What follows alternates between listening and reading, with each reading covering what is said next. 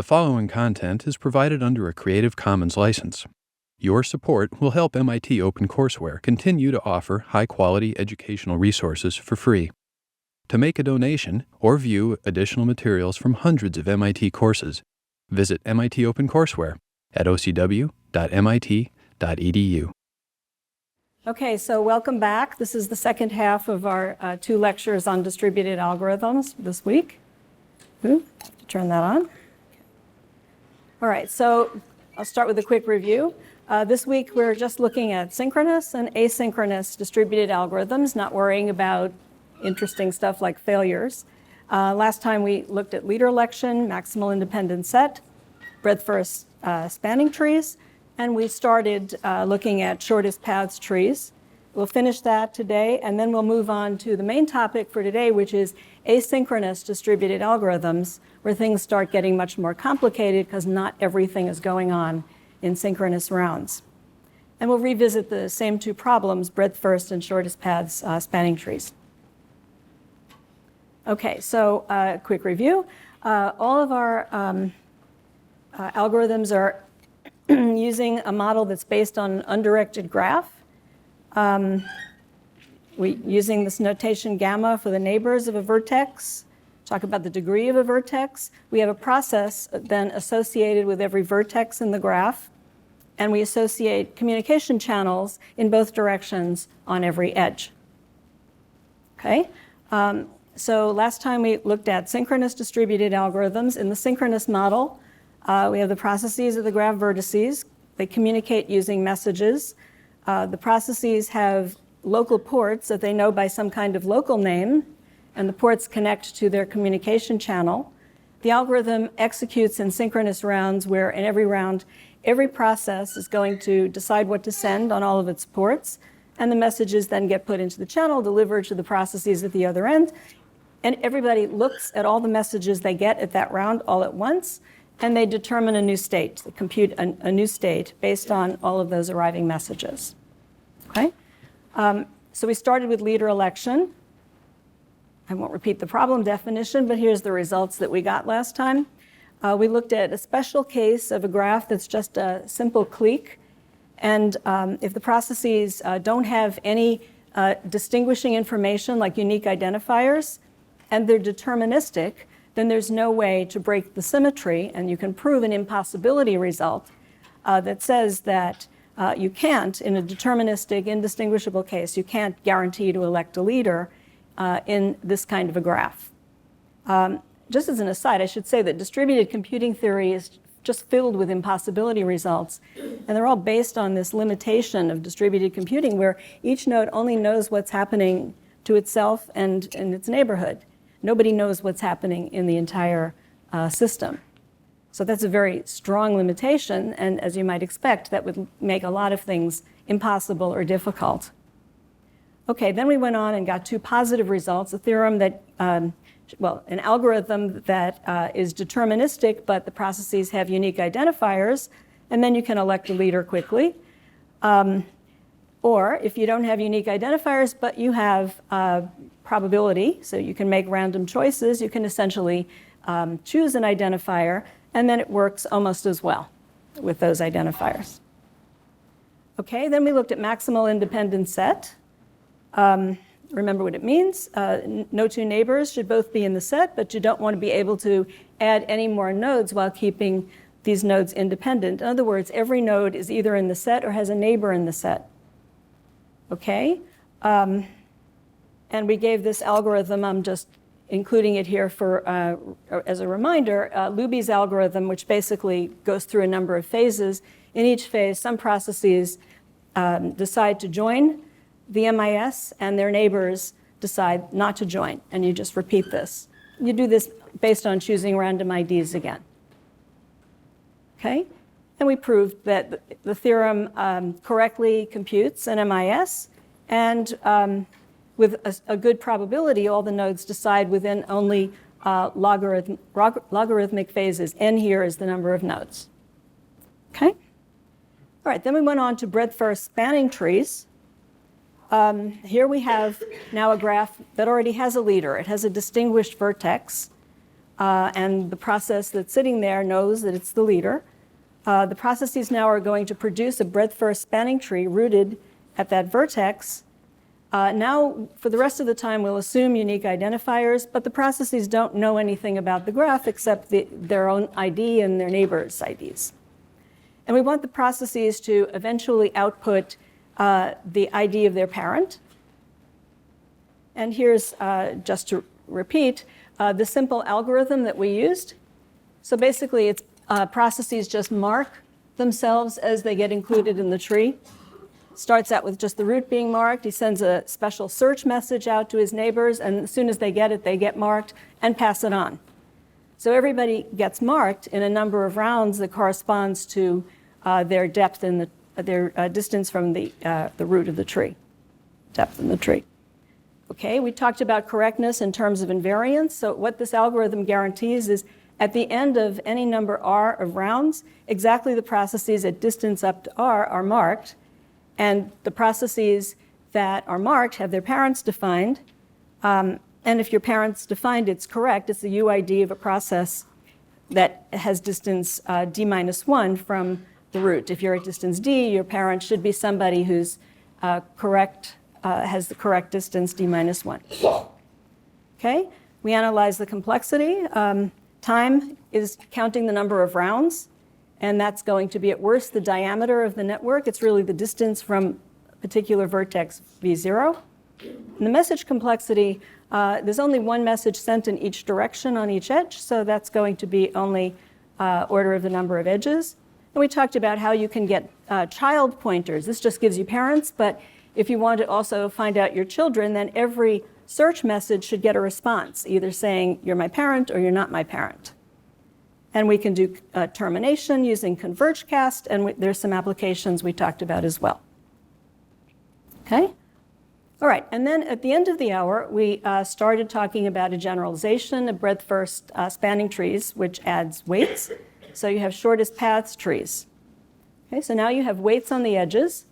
Processes still have unique identifiers. They don't know anything about the graph except their immediate neighborhood information. And they have to produce a shortest path spanning tree rooted at vertex v0. Okay, so you know what a spanning tree is, and the shortest paths are in terms of the total weight of the path. So now we want each node, each process to output its parent in the shortest path, and also the distance from the original vertex v0. Okay, so at the end of the hour, we looked at a version of Bellman-Ford, which you've already seen for as a sequential algorithm. But as a distributed algorithm, everybody keeps track of their best guess, their best current guess of the distance from the initial vertex. And they keep track of their parent on some path that gave it this distance estimate, and they keep their unique identifier. Okay, so the complete algorithm now is everybody's going to keep sending their distance around. I mean, we could optimize that, but this is simple. So at every round, everybody sends their current distance estimate to all their neighbors.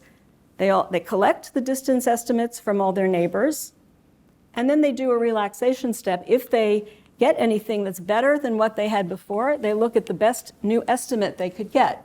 So they take the minimum of their old estimate. Stop shaking. Good. And the minimum of all of the estimates they would get by looking at the incoming information plus adding the weight of the edge between the sender and the node itself. Okay, so this way you get a better, you may get a better estimate, and if you do, you would reset your parent to be the sender of this improved information. And again, you can pick, if there's a tie, you can pick any of the nodes that sent the information leading to the best new guess. You can set your parent to any of those. Okay, and then this just repeats.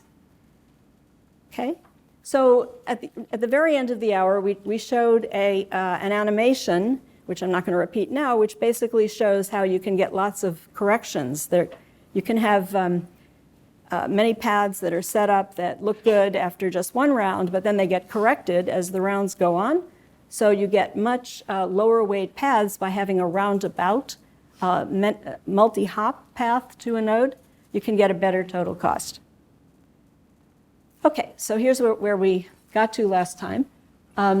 So now, why does this work? Well, what we need is eventually every process should get the correct distance, and the parent should be its predecessor on some shortest path. In order to prove that, okay, so you always look for an invariant, something that's true at intermediate steps of the algorithm that you can show by induction will hold, and that will imply the result that you want at the end.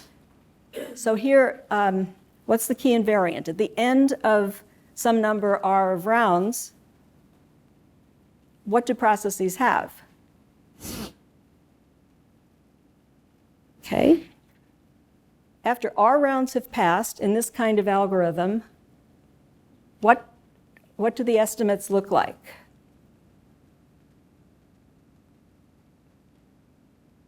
Well, after one round, everybody's got their best estimate that could happen on that could result from a single hop path from V0.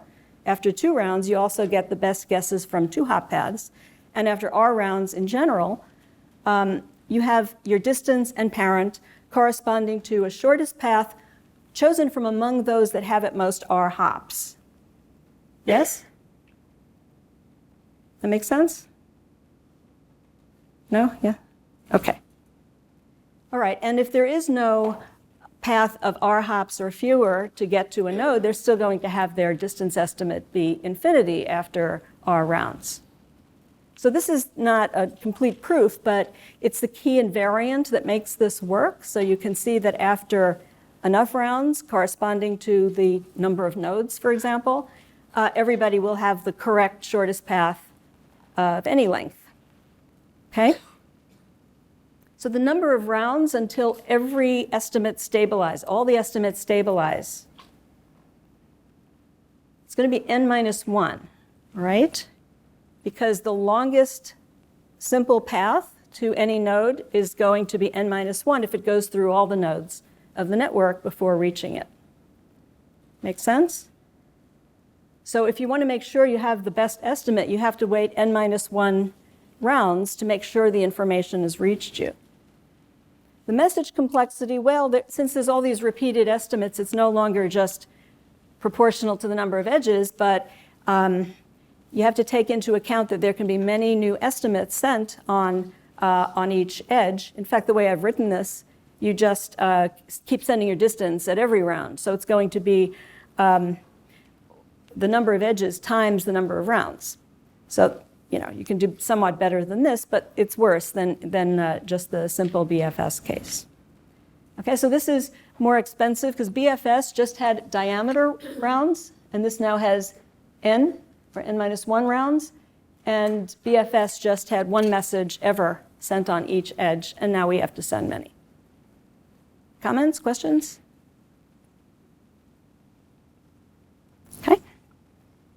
Okay, so is it clear that the time bound really does depend on n and not on the diameter? Okay, for breadth first search, it was enough just to have enough rounds to correspond to the actual distance in hops to each node. But now you need enough rounds to take care of these indirect paths that might go through many nodes, but still end up with a smaller total weight. Okay, so is it clear to everybody why the bound depends on n? Actually, the animation that I had last time showed how there are lots of corrections, and you had rounds that depended on the total number of nodes. Yes? Yeah. But could you keep track of each round if any of the values didn't overlap? So if everything stops changing after less than n rounds, then you might not have to. Okay, so you're asking about termination. Yeah. Okay, well, so that's probably the next slide. first let's deal with the child pointers and we'll come back to termination. Okay, so first, this just gives you your parents. If you want your children, you can do the same thing that we did last time. When a process gets a message and the message doesn't make the sender its parent, this is not giving it an improved distance, then the node can just respond non-parent. But if a process receives a message that does improve the distance, it says, okay, you are my parent. But it might have also told another node. It might have another node that previously it thought was its parent. So it has to do more work, in this case, to correct the erroneous parent information. So it has to send its previous parent a non-parent message to correct the previous parent message. Okay, so things are getting a little bit trickier here. On the other end, if somebody is keeping track of its children, it has to make adjustments too, because things can change during the algorithm. Okay, so let's say a process keeps track of its children in some set. It has a set children. Okay, if it gets a non-parent message from a child, even if that child might be or from a neighbor, that neighbor might be in its set children, and this could be a correction, then the process has to take that neighbor out of the set of children. Okay? And suppose the process improves its own distance. Well, now it's kind of starting over. It's going to send that distance to all of its neighbors again and collect new information about whether they're children or not. So the simple thing to do here is just zero out your children set and start over. Now you send your new messages to your neighbors and wait for them to respond again. So there's tricky bookkeeping to do to handle corrections as the structure of this tree changes. So getting child pointers is a little more complicated than before. Make sense? Okay, all right, so now back to your question. Termination. So how do all the processes know when the tree is complete? In fact, we have a worse problem. This problem we hit for breadth first search, but we have an even worse problem now. What is that? Yeah? Yeah, before we had each individual node, once it figured out who its parent was, it could just output that. And now you can figure out your parent, but it's just a guess, and you don't know when you can output this. So how does a process, an individual process, even figure out its own parent and distance? So there's two aspects here to termination. One is how do you know the whole thing is finished? But the other one is even how do you know when you're done with your own parent and distance? Okay, well, if you knew something about the graph, like an upper bound on the total number of nodes, then you could just wait until that number of rounds and be done. But what if you don't have that information about the graph? What might you do? Yeah? Could you not run a BFS in parallel and filter down information when you reach the size of the graph? Oh, maybe. I think, okay, what is the strategy we use for termination for BFS? So let's start with that one. It's a little easier. You did the subtree thing that we called converge cast. The information, when you had a leaf, he knew he was a leaf, and he could send his done information up to his parent, and that got converge cast up to the top of the tree. Okay, so can we converge cast in this setting?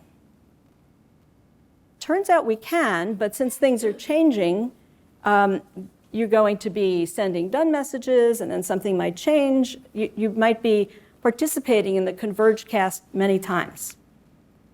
Okay, so since the tree structure is changing, the main idea is anybody can send a done message to its current, the parent that the node he believes is his parent, provided he's received responses to all of its distance messages, so it thinks it knows who all its children are.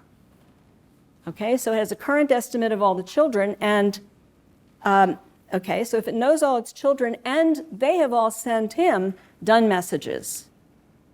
So for all your current children, your current belief for who your children are, if they've all sent you done messages, then you can send a done message up the tree. Okay, but this can get a little more complicated than it sounds because you can change who your children are. So what this means is that the same process can be involved several times in the converge cast based on improving the estimates. So here's an example of the kind of thing that can happen. So let's say you start out, you have these huge weights, and then you have a long path with small weights. So I0 starts out and sends its distance information on its 3 nodes, to its 3 neighbors.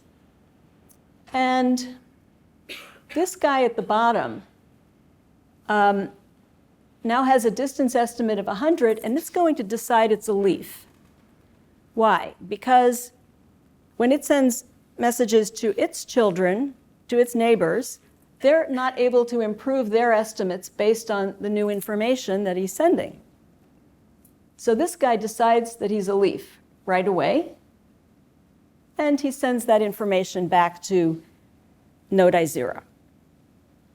On the other hand, this guy has the same estimate of 100, and he sends out his messages to try to find out if he's a leaf, but he finds out when he sends a message this way that he's actually able to improve that neighbor's estimate, because that was infinity up till then. So he doesn't think he's a leaf. Okay, so we have this one guy who thinks he's a leaf and responds. So this I0 is sitting there. He has to wait to hear from his other children. Okay, so far? All right, so in the meantime, the messages are going to eventually creep around, and this node is going to get a smaller estimate based on the length of that long many-hop path. Okay, so then he's going to decide he is not a child of I0. So he's going to tell I0, hey, I'm really not your child, which means that I0 stops waiting for him. But also, this guy decides he's not a child as well. He becomes a child of the node right above him. So I0 now will realize he only has one child. But this guy believes he's a leaf again after trying again to find children. And now the done information propagates all the way up the tree, which is now just this one long path. Okay, so they start trying to converge cast, but then, oops, they were wrong. They have to make a correction, and they are forming a new tree. Eventually the tree is going to stabilize, and eventually the done information will get all the way up to the top. But there can be lots of false starts in the meantime. Okay, it's sort of confusing, but that's the kind of thing that happens. Yeah? So there may be a process in which he says done and then just switches its mind at the very end of it.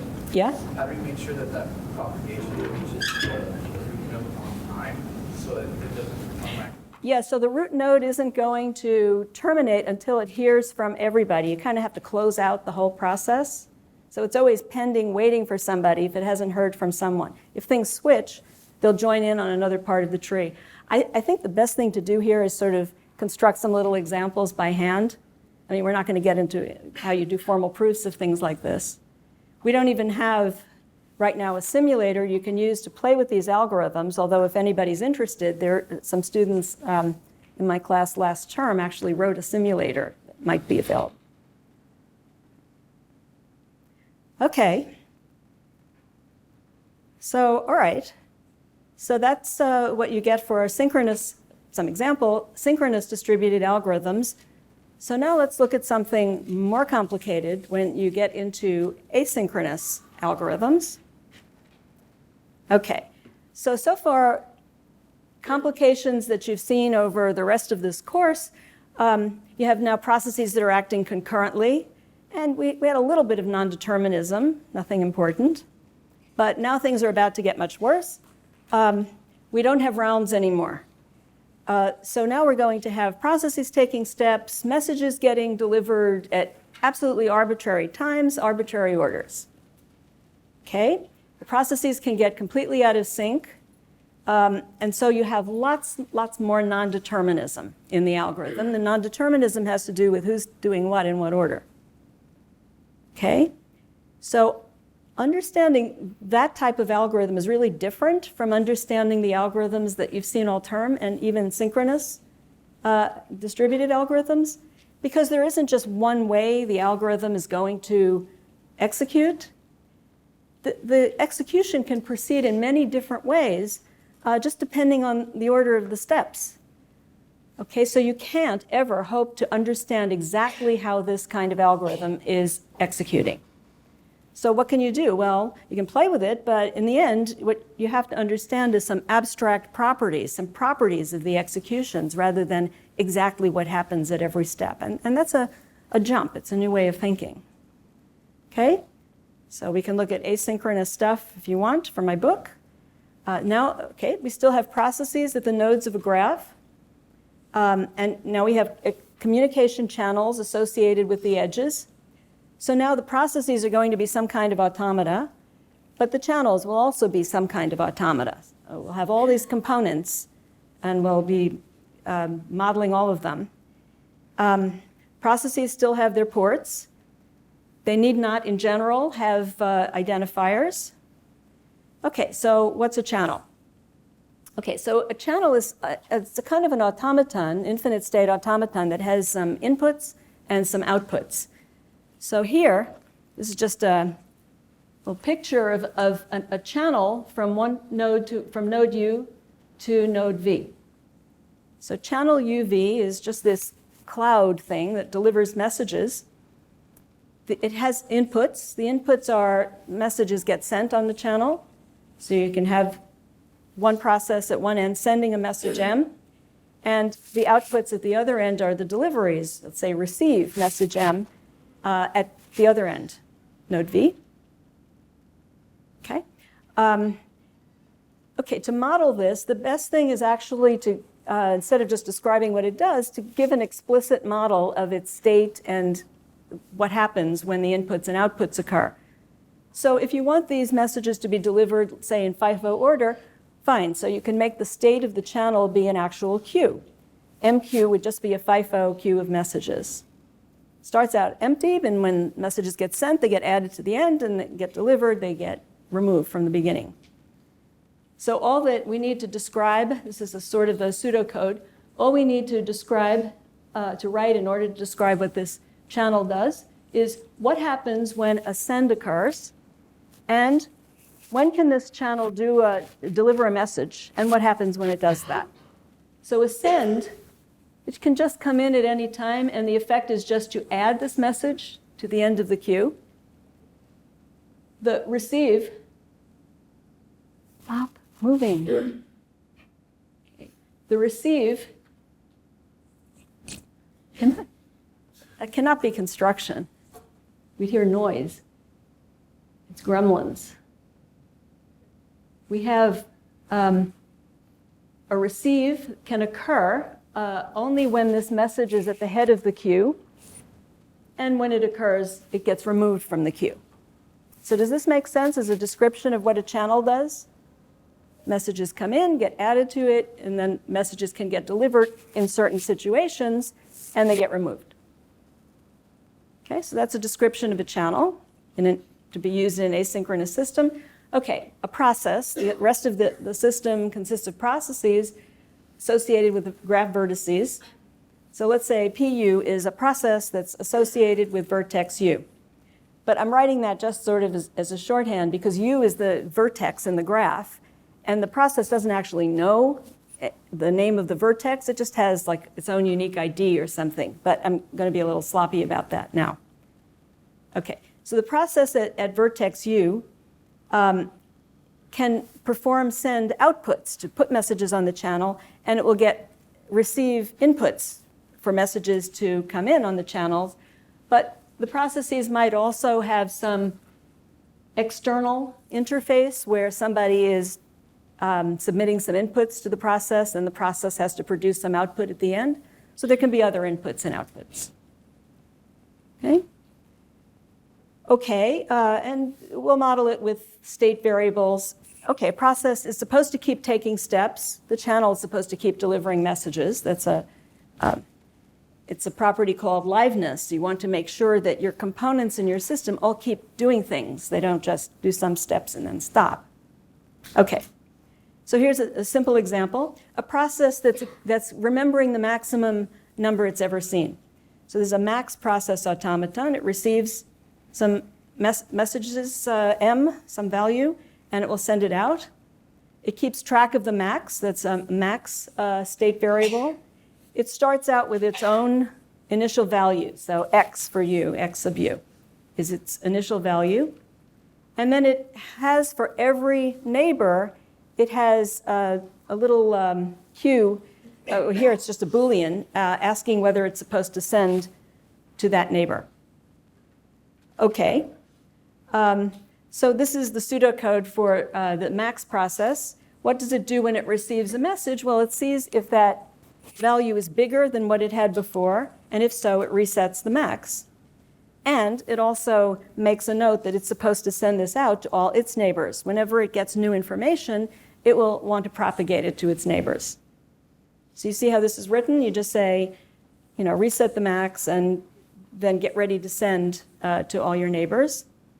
And the last part is just sort of trivial code. It says if you are ready to send, then you can send, and then you're done and you can set the send flags to false. Yeah. For every neighbor, I wrote neighbor V before, and then I wrote neighbor, I know why I wrote W. So here I'm talking about if you receive a message from a particular neighbor V, then you have to send it to all your neighbors.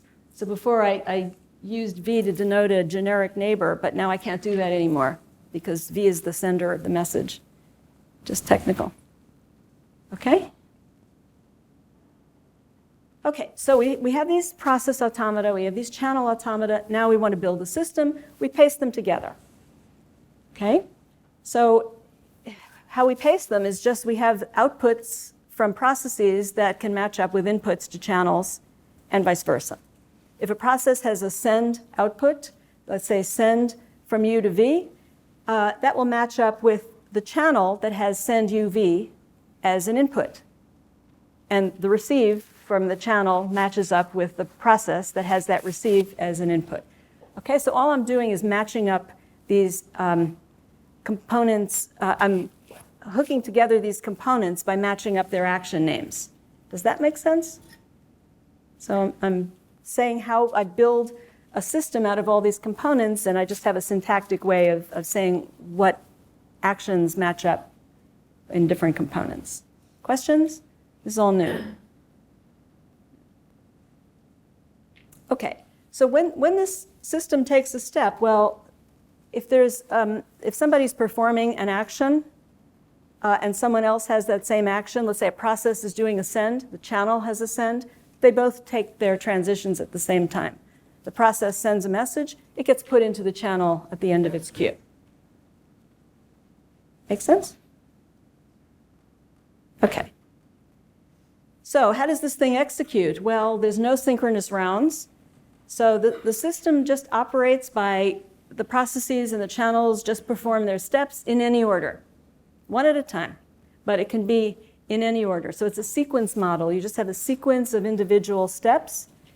There's no concurrency here. In the synchronous model, we had everybody taking their steps in one big block. And here it's just they take steps one at a time, but it could be in any order. Okay? And we have to make sure that everybody keeps taking steps, that every channel continues to deliver messages, and every process always performs some step that's enabled. Okay. So for the max processes, well, we can just have a bunch of processes, each one now starting with its initial value.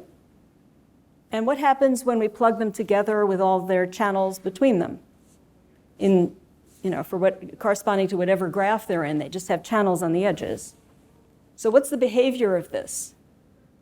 If all the processes are like the ones I just showed you, they wait till they hear some new max and then they send it out. Yeah? Okay. All processes eventually have a globally maximum value. Yep, they'll all eventually get the global max. They'll keep propagating until everybody receives it. So here's an animation. If everybody starts with the values that are written in these circles. Okay, so now remember, before they were all sending it once, now no more. Let's say the first thing that happens is the process that started with 5 sends its message out on one of its channels. Okay, so the 5 goes out. The next thing that might happen is the other process with the 7 might send the 7 out on one of its channels. And these are 3 more steps. Somebody sends a 10, somebody sends a 7, somebody received a message and updated its value as a result. And we continue. I'm depicting several steps at once because it's boring to really do them one at a time, but the model really says that they take steps in some order. So everybody's propagating the largest thing it's seen, and eventually you wind up with everybody having the maximum value, the 10. Okay? All right, so that's how an asynchronous system operates. We can analyze the message complexity of this. The total number of messages sent during the entire execution. At worst, on every edge, you can send the successively improved estimates. So that's, again, order n times the number of edges. Time complexity is an issue. Okay, so when we had synchronous algorithms, we just counted the number of rounds, and that was easy. But what do we measure now? How do we count the time when, you have all these processes and channels taking steps whenever they want? Yeah, so this really isn't obvious. There's a solution that's commonly used, which is, okay, we're going to use real time. And we're going to make some assumptions about certain basic steps taking at most a certain amount of time, like let's say that local computation, time for a process to perform its next step is little l. You just give a local time bound. And then you have d for a channel to deliver one message, the first message that's currently in the channel. If you have assumptions like that, you could use those to infer a real-time upper bound for solving the whole problem. I mean, if you know it takes no longer than d to deliver one message, then you can bound how long it takes to empty out a queue, a channel, and how long it takes for messages to propagate through the network. Okay? So it's tricky, but this is about the only thing you can do in a setting where you don't actually have rounds to measure. Okay, so then for the max system, how long does it take? Well, let's just ignore the local processing time. Usually that's assumed to be very small, so let's say it's 0.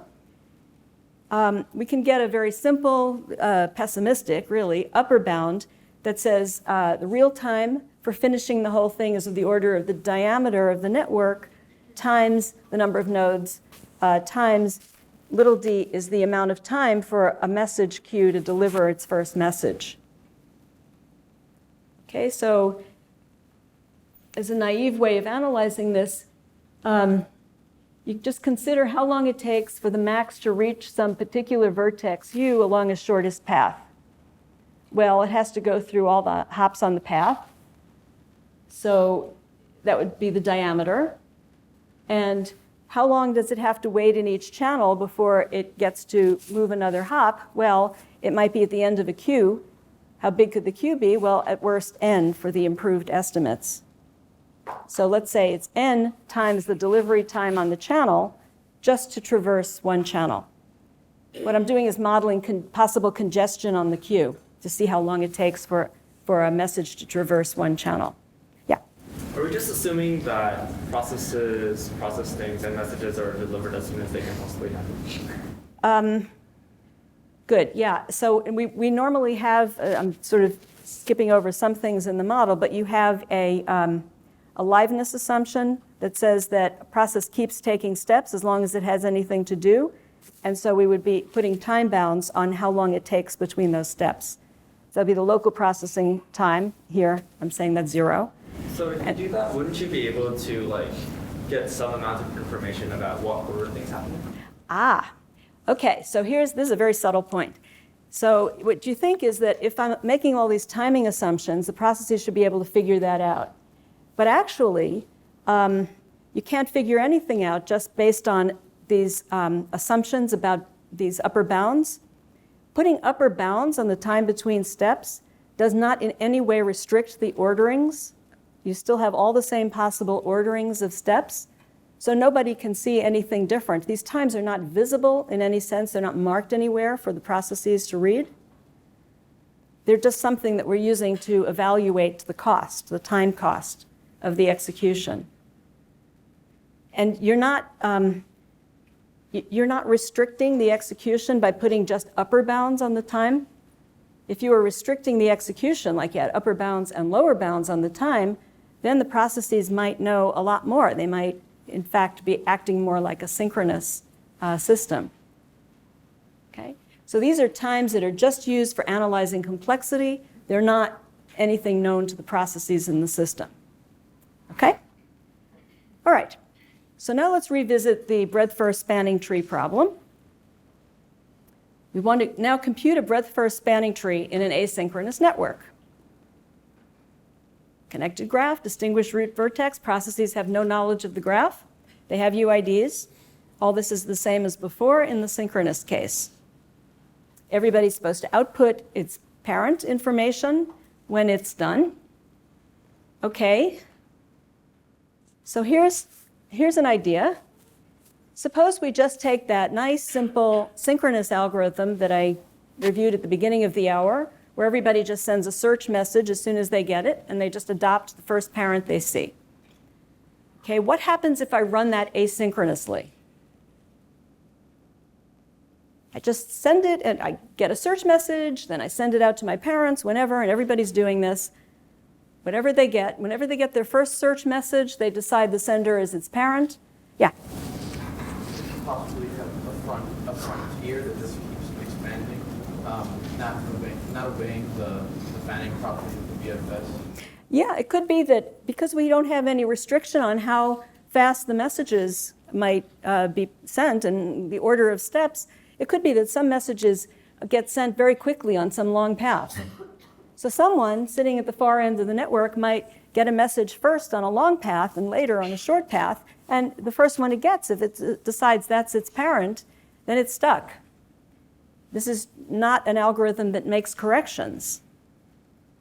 Okay? So, all right. Well, before we had a little bit of non-determinism when we had this algorithm in the synchronous case, because we could have two messages arriving at once and you have to pick one to be your parent. Now that doesn't happen because you only get one message at a time. But you have a lot more non-determinism now. Okay, now you have all this non-determinism from the order in which the messages get sent and the processes take their steps. So there's plenty of non-determinism, and remember the way we treat non-determinism for distributed algorithms is it's supposed to work regardless of how those non-deterministic choices get made. Okay, so how would we describe? I'll just write some pseudocode here for a process that's just mimicking the trivial algorithm. It can receive a search message, that's the inputs, and it can send a search message as its output. It can also output parent when it's ready to do that. Okay, so what does it have to keep track of? Well, it keeps track of its parent, keeps track of whether it's reported its parent, and it has some send buffers with messages it's ready to send to its neighbors. Could be search messages or nothing. This bottom symbol is just a placeholder symbol. Okay. So what happens when the process receives a search message, just following the simple algorithm? Well, if it doesn't have a parent yet, then it sets its parent to be the sender of that search message. And it gets ready to send the search message to all of its neighbors. So that's really the heart of the algorithm that you saw for the simple algorithm for the synchronous case. So that's the same code. The rest of the code is it just sends the search messages out when it's got them in the send buffers. And it can announce its parent once the parent is set. And then this flag just means it doesn't keep announcing it over and over again. Okay, so it makes sense that this describes that simple algorithm. It's pretty concise. Just what does it do in all these different steps? Okay? Okay, so now if you run this asynchronously, as you already noted, it isn't going to necessarily work right. So you can have this guy sending search messages, but some are going to arrive faster than others.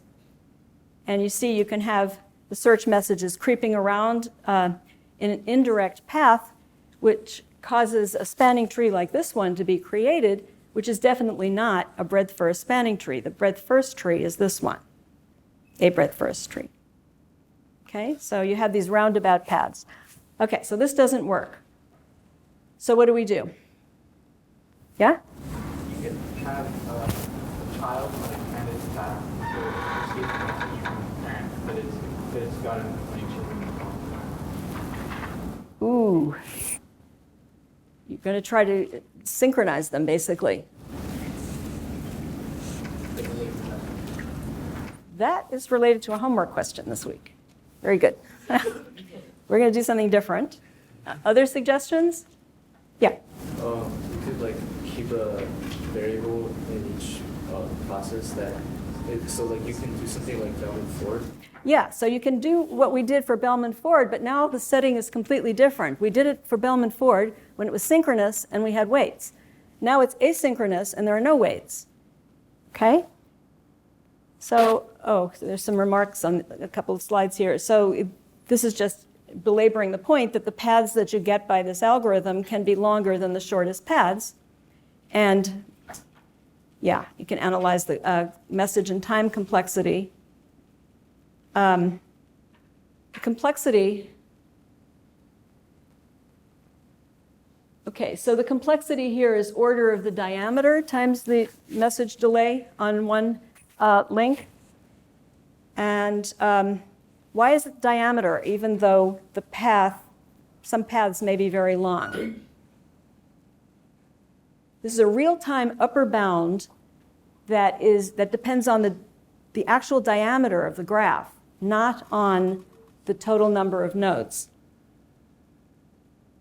Why would an upper bound on the running time for this simple algorithm depend on the diameter?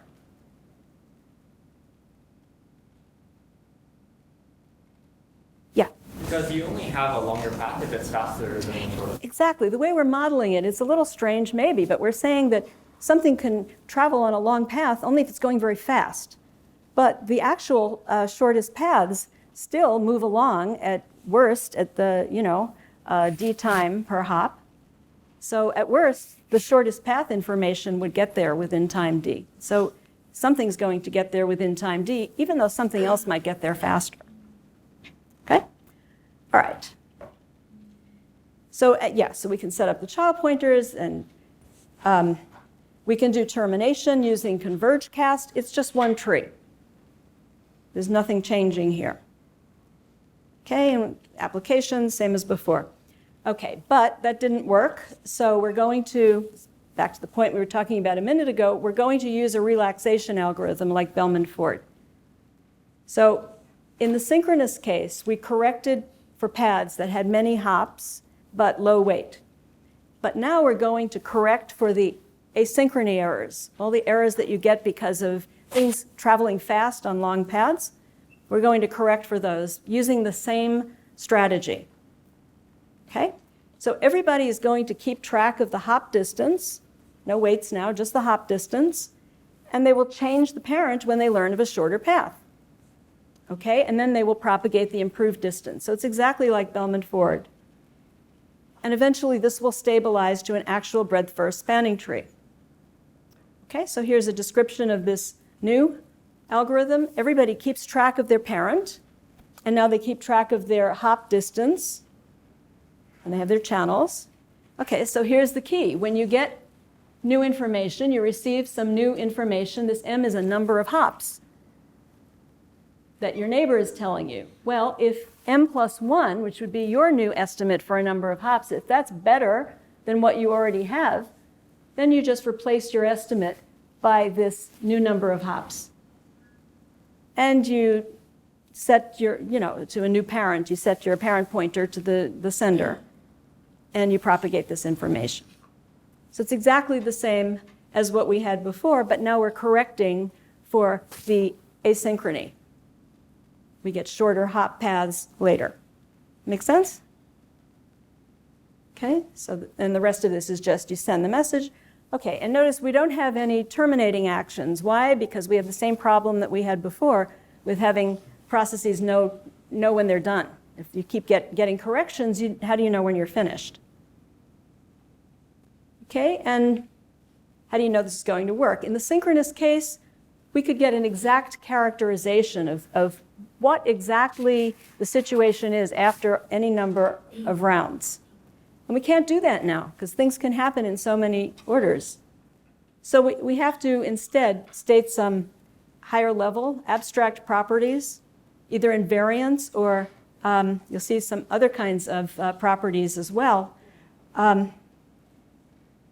We could say, for instance, as an invariant, that all the distance information you get is correct. Okay, if you ever have your distance set to something, it's the actual distance on some path, and your parent is correctly set to be your predecessor on such a path.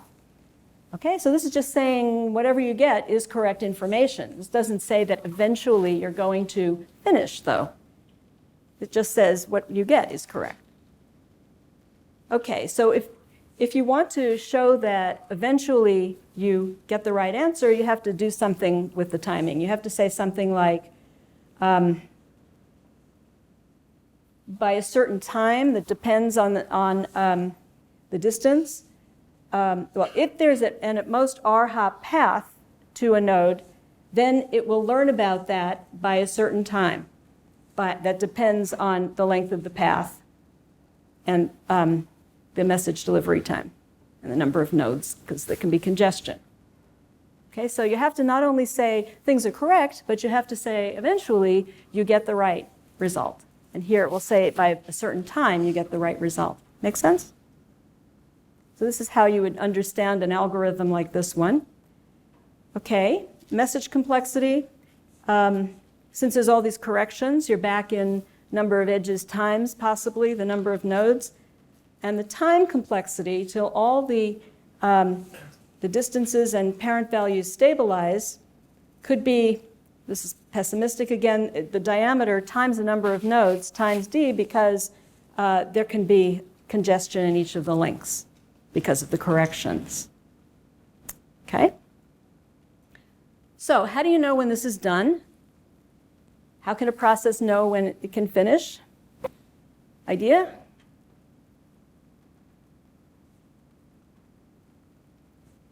Before we had said, well, if you knew n, if you knew the number of nodes, you could weight that number of rounds. That doesn't even help you here. Even if you have a good upper bound on the number of nodes in the network, there's no rounds to count. So you can't tell.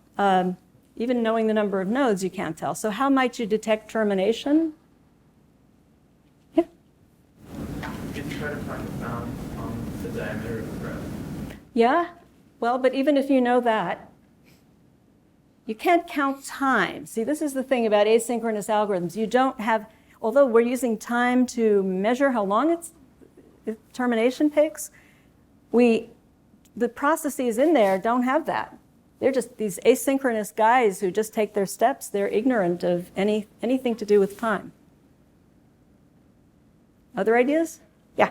Couldn't you use the same converge cast? Same thing. We're just going to use converge cast again, same idea. You just compute and you recompute your child pointers. You send a done to your current parent after you've gotten responses to all your messages, so you think you know your children and they've all told you they're done. But then you might have to make corrections. So as in what we saw before, you can be involved in this converge cast several times till it finally reaches all the way to the root. Okay? Once you have these, you can use them the same way as before. You now have costs that are better than this simple tree that didn't have shortest paths, because it now takes you less time to use the tree for computing functions or disseminating information, because the tree is shallower. Okay. So finally, what happens when we want to find shortest path trees in an asynchronous setting? So now we're going to add to the complications that we just saw with all the asynchrony, the complications of having weights on the edges. Right? So the problem is get a shortest path spanning tree. Now in an asynchronous network, weighted graph, processes don't know about the graph again. They have UIDs. And everybody's supposed to output its distance and parent in the tree. Okay, so we're going to use another relaxation algorithm. Okay, so now think about what the relaxation is going to be doing for you. We have two kinds of corrections to make. You could have long paths that have small weight. That showed up for Bellman-Ford in the synchronous setting, so we have to correct for those. But you could also have, because of asynchrony, you could have information traveling fast on many hops. And you have to correct for that as well. So there's like two kinds of things you're going to be correcting for in one algorithm. Okay? So this is going to, and this is pretty surprising, it's going to lead to ridiculously high complexity, message and time complexity. If you really have unbridled asynchrony and weights, this is going to give you a very costly algorithm. You're going to see some exponential is going to creep in there. Okay? So here's the algorithm for the asynchronous Bellman-Ford algorithm. Everyone keeps track of their parent, their conjectured distance, and they have now messages that they're going to send to the neighbors. Let's say you have a queue because there could be successive estimates. So we'll have a queue there. The key step, the relaxation step, is what happens when you receive a new estimate of the best distance. This is weighted distance now from a neighbor. Well, you look at that distance plus the weight of the edge in between, and you see if that's better than your current distance, just like synchronous Bellman-Ford. And if it is, then you improve your distance, reset your parent, and send the distance out to your neighbors. So it's exactly like the synchronous case, but we're going to be running this asynchronously. And since you're going to be correcting every time you see a new estimate, this is actually going to handle both kinds of corrections, whether it comes because of a many hop path with a smaller weight, or whether it just comes because of the asynchrony. Whenever you get a better estimate, you're going to make the correction. Okay, is it clear this is all you really need to do in the algorithm, just what's in this code? Okay, so that's the receive, and then the rest of the algorithm is just you send it out when you're ready to send. Okay, and then we have the same issue about termination. There's no terminating actions. I'll come back to that. So, it's really hard to come up with invariants and timing properties now for this setting.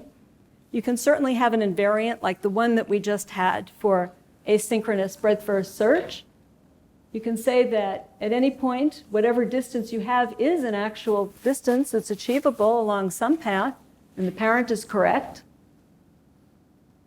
But we'd also like to have something that says eventually you'll get the right distance. So you want to state a timing property that says, fine, if you have an at most R hop path by a certain time, you'd like to know that your distance is at least as good as what you could get on that path. The problem is, what are you going to have here for the amount of time? How long would it possibly take in order to get the best estimate that you could for a path of at most R hops? Okay? A guess? It was able to calculate something reasonable for the breadth first search case, but now this is going to be much, much worse. It's not obvious at all. It's actually going to depend on how many messages could pile up in a channel, and that can be an awful lot, an exponential number, exponential in the number of nodes in the network. Okay? So here's, I'm going to produce an execution for you that can generate a huge number of messages, which then will take a long time to deliver and delay the termination of the algorithm. First, let's look at an upper bound. What can we say for an upper bound? Well, there's many different paths from V0 to any other particular node. So we might have to traverse all the simple paths in the graph, perhaps. And how many are there?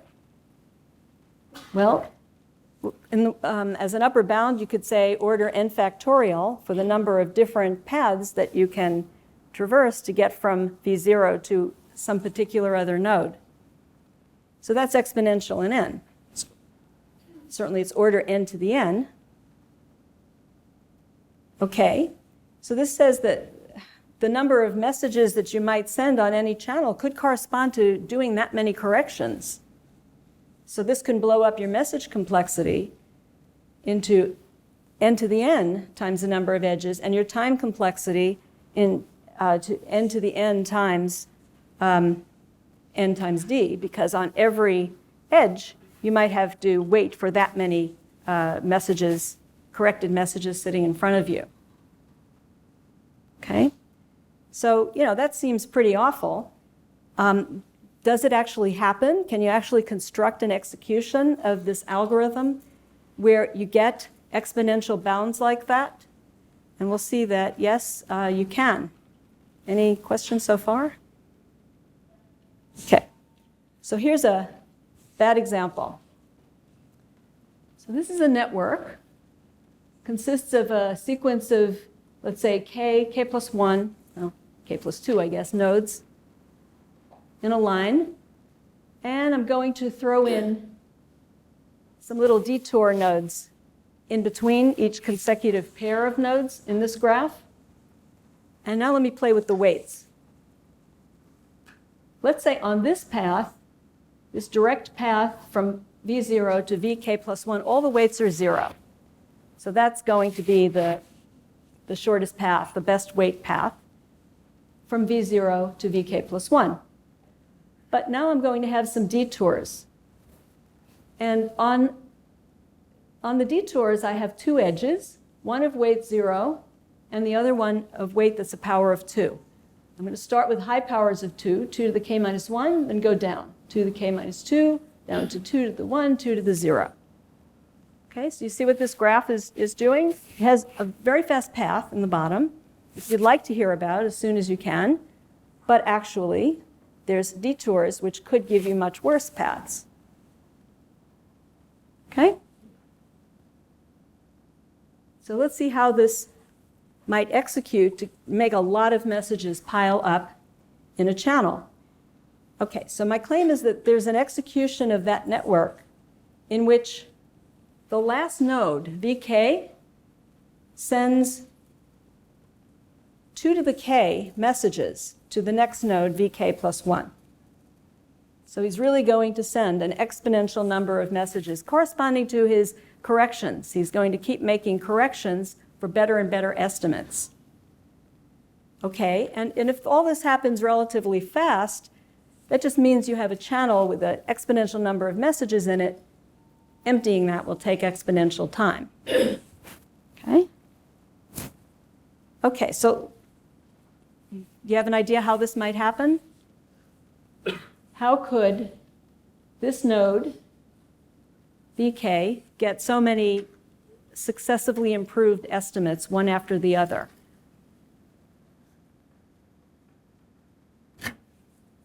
Well, what's the biggest estimate it might get?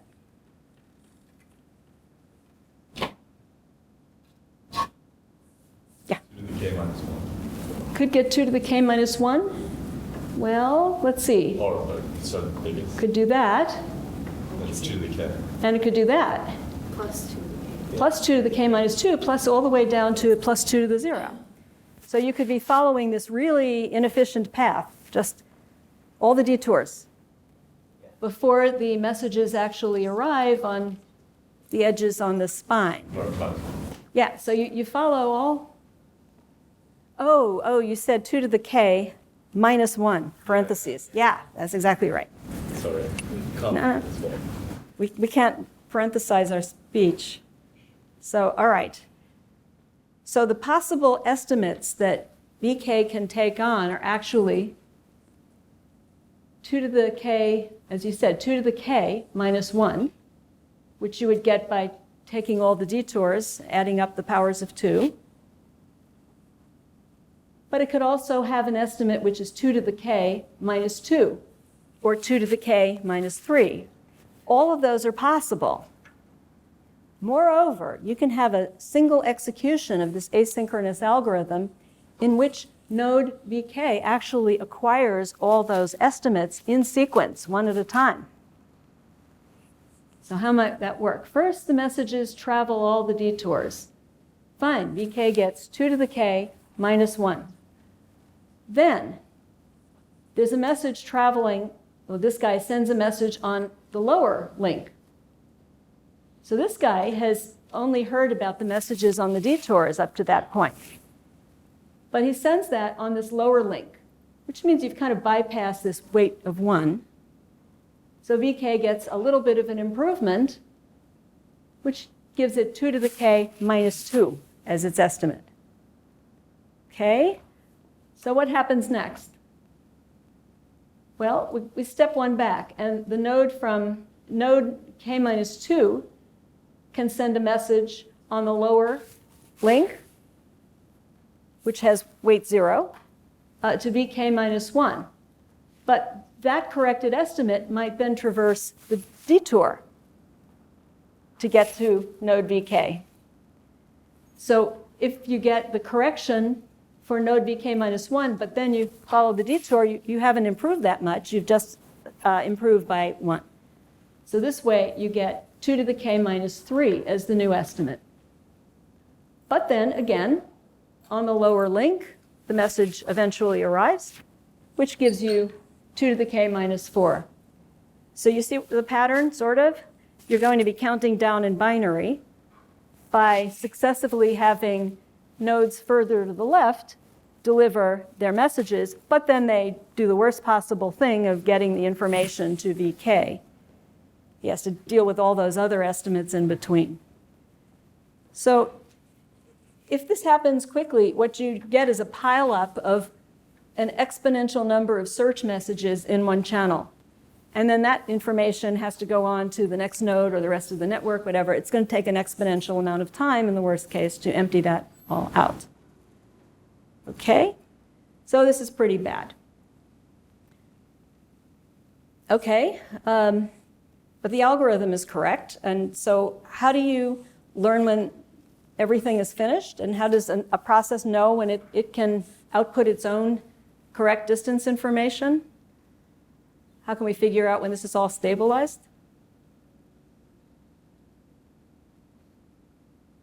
Same thing as before. So, okay, we can just do a converge cast. I mean, this is more corrections, but it's still the same kind of corrections. So we can converge cast, and eventually this is going to converge cast all the way up to the root. And then the root knows it's done and can tell everyone else. Okay? Okay, so a moral here. You've had a quick dose of a lot of asynchrony. So yeah, if you don't do anything about it, if you just use unrestrained asynchrony, in the worst case, you're going to have some pretty bad performance. So the question is, what do you do about that? And there are various techniques. And if you want to take my course next fall, so we'll cover some of those. Okay, I'll say a little bit about the course. So it's a TQE level basic grad course. We do synchronous, asynchronous, and some other stuff where the nodes really know about something about time. Here's some of the synchronous problems, some like the ones you've already seen, but building many other kinds of structures in graphs. And then we get into fault tolerance. So there's a lot of questions about what happens when some of the components can fail or they're even malicious, and you have to deal with the effects of malicious processes in your system. And then for asynchronous algorithms, we'll do not only individual problems like the ones you've just seen, but there's some general techniques like synchronizers, notion of logical time. That's Leslie Lamport's first and biggest contribution. He won the Turing Award last year. Other techniques like taking global snapshots of the entire system while it's running. In addition to talking about networks, as we've been doing this week, we'll talk about shared memory, multiprocessors accessing shared memory, and solving problems that are of use in multiprocessors like mutual exclusion. And again, fault tolerance. Fault tolerance then gets us into a study of data objects with consistency conditions, which is the sort of stuff that's useful in cloud computing. If you want to have coherent access to data that's stored at many locations, you need to have some interesting distributed algorithms. Self-stabilization, if you plunge your system into some arbitrary state and you'd like it to converge to a good state, that's the topic of self-stabilization. And depending on time, there's things that use time in the algorithms.